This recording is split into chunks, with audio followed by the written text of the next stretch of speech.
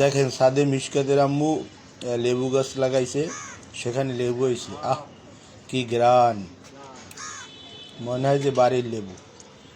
এই লেবুগুলো আজকে ছিঁড়ে নিয়ে তারপরে আমরা খাবো। লেবু আর কিনতে হবে না। আরও আছে এখানে, ওই পাশে এই বোম্বাই মরিচ গাছ আছে, সেই মরিচও কেনা লাগে না আমাদের, মরিচও এখান থেকেই নেওয়া যায়। তারপরে এখানে তুলসী গাছ আছে আপনার, যেই জ্বরটা হইলে, সর্দি কাশি হইলে যে পাশেই তুলসী গাছ, এগুলোর পাতার রস খাইলে অনেক উপকার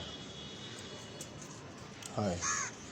আর লেবুগুলো তো চমৎকার, এই দেখেন, এই ছোট ছোট অনেকগুলো, একদম কাগজি লেবু, কি ঘ্রাণ!